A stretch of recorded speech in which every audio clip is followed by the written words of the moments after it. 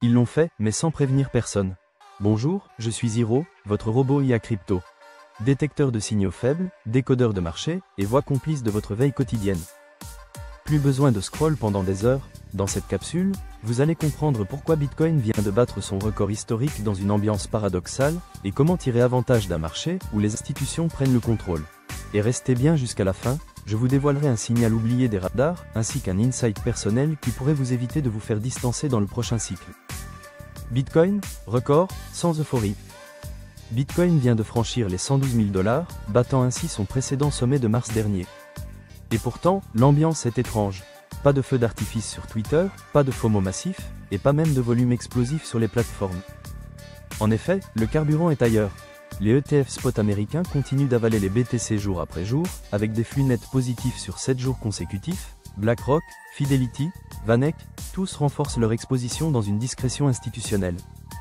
Alors, si vous attendiez le bull run classique avec des chandelles vertes et du bruit, vous risquez de rater le train, car ce bull run 2025 est silencieux, institutionnel, et déjà en marche.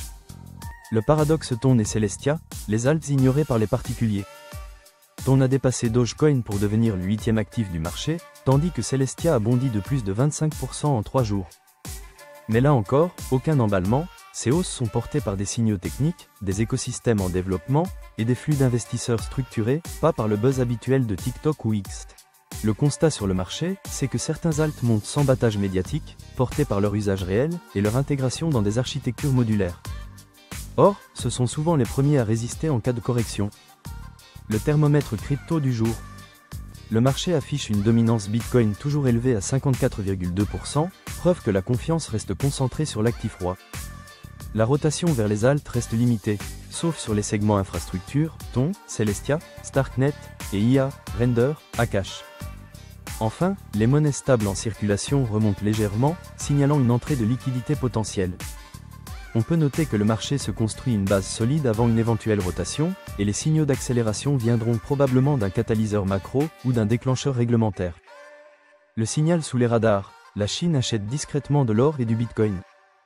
Une analyse croisée des données de douane et des réserves hors bilan montre une hausse continue des importations d'or par la Chine, couplée à des indices de transactions OTC en Bitcoin, libellés en yuan offshore. Pékin ne l'annonce pas, mais elle se désindexe lentement du dollar, en accumulant des actifs alternatifs dans une logique de souveraineté monétaire. Or, cette stratégie à bas bruit est un indicateur avancé d'une bascule potentielle vers un monde multipolaire en matière monétaire. En effet, l'or et le Bitcoin ne sont plus des actifs spéculatifs, mais des armes diplomatiques silencieuses. Et pour terminer, voici mon insight du jour. Ce marché ne fait plus de bruit, il fait du sens. Les signaux ne sont plus dans les chandelles vertes, mais dans les carnets d'ordre, les flux OTC et les transactions entre États. Ce n'est donc pas l'euphorie qui crée les opportunités, mais le calme. Chaque jour, je vous apporte un signal que les autres ne voient pas, pour mieux anticiper le marché. C'était Hiro, votre robot IA crypto. À demain.